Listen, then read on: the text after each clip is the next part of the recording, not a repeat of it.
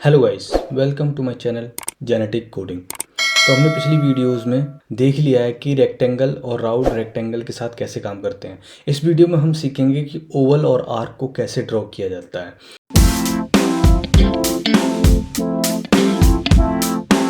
तो सबसे पहले हम बेसिकली ये चीज़ देख लेते हैं कि हमारी ओवल और आर्क ड्रॉ कैसे होते हैं। तो जल्दी जल्दी हम सबसे पहले हम अपनी पेंट क्लास बना लेते हैं। ब्रश ये चीज़ होगी, इसका ब्लू रखेंगे और स्ट्रोक में रखेंगे। इसकी विड्थ लगभग हम 2 रख देंगे। अब यहाँ पे कैनवास ड्रॉ ओवल, ये मेथड हम कॉल करेंगे। अब देखो ओवल क्या है, इस टाइप का शेप है। इसमें क्या अगर हम रेक्टेंगल परफेक्ट स्क्वायर पास कर देंगे तो ये सर्कल में बन जाएगा, अदरवाइज ये इस तरीके से एक एग शेप के टाइप में होता है। तो हमें सबसे पहले इसमें क्या पास करना होता है, हमें एक रेक्टेंगल पास करना होगा।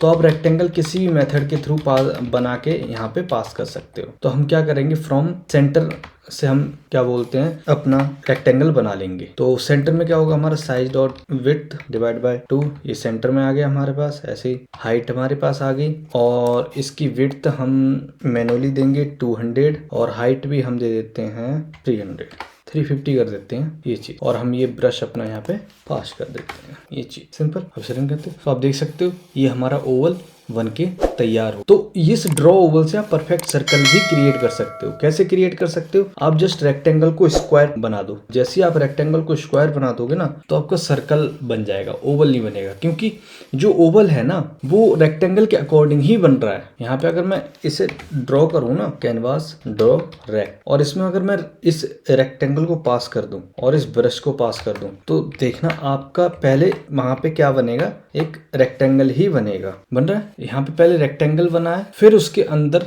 एक सर्कल ड्रॉ हो गया है। और यहीं पे अगर मैं इसको 350 कर देता हूँ तो आप देखोगे यहाँ पे ओवल ड्रॉ हो जाए। यहाँ सिंपल समझ गए ये चीज। तो ड्रॉ ओवल, तो मतलब ओवल को ड्रॉ करने का कोई ज़्यादा बड़ा कॉन्सेप्ट नहीं है। सिंपल रेक्टेंगल आप पास कर सकते हो, रेक्टेंगल वो किसी भी मेथड से क्रिएट किया जा सकता है। अब जो अगला कॉन्सेप्ट है वो है आर्क। आर्क भी लगभग ऐसा ही चीज है मगर वो बिल्कुल ही अलग कॉन्सेप्ट है। आप ये डिफरेंस समझ सकते हो कि ओवल मतलब कि आप एक पूरा फुल बलून ड्रॉ करना चाह रहे हो, एक फुल बलून ड्रॉ करना चाह रहे हो, मगर आर्क के थ्रू आप एक हाफ मून ड्रॉ करना चाहते हो, तो वो चीज है। तो हम क्या करते हैं यहाँ पे अभी ड्रॉ आर्क करेंगे, कैनवास डॉट ड्रॉ। अब देखो इसमें कई चीजें पास करनी होती हैं तो एक एक करके हम कवर करते हैं। तो बहुत ध्यान से समझना होगा। सबसे पहले रेक्टेंगल, किस रेक्टेंगल के अंदर हम ये बनाएंगे, तो हम ये रेक्टेंगल पास कर देते हैं सिंपल। अब हाइट ज्यादा वही सिंपल वो पहले जैसे बताई थी 200 नहीं, हम यहाँ पे 350 कर देंगे डायरेक्ट, ताकि हमारे ना ओवल शेप में थोड़ा सा पता चले इसे। तो वो चीज मैं यहाँ पे करना चाह रहा हूँ। अब देखो रेक्टेंगल पास कर दिया और ड्रॉ आर्क में सबसे पहले आपको रेक्टेंगल पास करना पड़ेगा और दूसरे में स्टार्ट एंगल, मतलब कहाँ से आपकी आर्क क्रिएट होना स्टार्ट होगी। स्वीप एंगल मतलब कहाँ कौन से एंगल पे जाके वो बंद होगी। यू सेंटर मतलब लास्ट वाला पॉइंट सेंटर के साथ कनेक्ट हो या ना हो। जैसे कि यहाँ पे क्या ये बलून है, यहाँ पे इस एंगल से स्टार्ट करेंगे तो यहाँ पे ये ड्रॉ होगा। अब यहाँ पे एंगल सिस्टम क्या है उसको समझाने के लिए मैं आपको एक इमेज दिखाता हूँ। यहाँ पे स्टार्ट एंगल क्या होगा, यहाँ राइट साइड से स्टार्ट होगा। 0 मतलब हमारा एक स्टार्ट एंगल होगा, पाई हमारा बॉटम, ऐसे ही पाई/2 हमारा बॉटम, और यहाँ पे पाई क्या होगा हमारा बिल्कुल लेफ्ट साइड, और 270 यहाँ पे क्या बनेगा 3π/2 हमारा टॉप, लाइक 12। और दोबारा फिर वापस आएंगे यहाँ पे, फिर 2π बन जाएगा। यानी कि यहाँ पे डायरेक्शन क्या एंटी क्लॉकवाइज चलेगी। तो इस तरीके से आप याद रखो यहाँ पे। तो मैं यहाँ पे कहना क्या चाह रहा हूँ कि मेरा स्टार्टिंग पॉइंट आर्क का कहाँ पे होगा, 0 डिग्री, जाएगा कहाँ पे 90 डिग्री तक। तो मेरी सिर्फ इतना पोर्शन यहाँ पे ध्यान रखना, इतना ही पोर्शन ड्रॉ होके आएगा ये पोर्शन। तो हम करके देखते हैं अभी लाइव। तो सबसे पहले मैं क्या करना चाहता हूँ, 0 से स्टार्ट करूंगा, मतलब कि यहाँ से स्टार्ट होगा ये और यहाँ तक ही रन होगा, मतलब यहाँ तक क्लियर होके आएगा 0 से लेके π/2 तक। तो यहाँ पे 0 और π/2।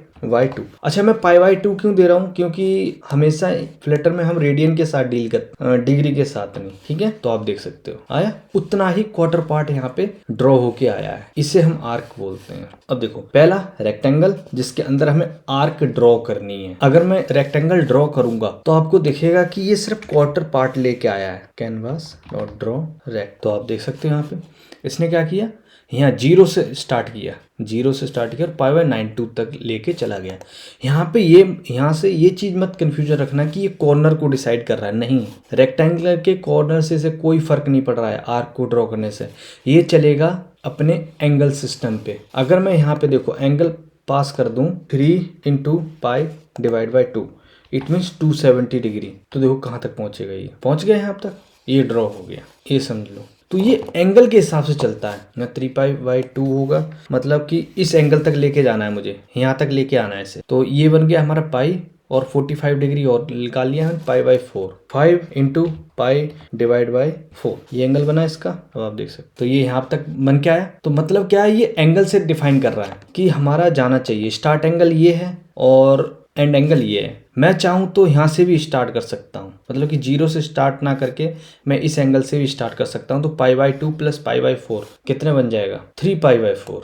तो यहाँ पे हम आ गए, आप देख सकते हो, समझे। अब क्या हुआ, ये यहाँ से स्टार्ट हुआ और जा कहाँ रहा है, 5π/4 पे, यहाँ तक। सिंपल।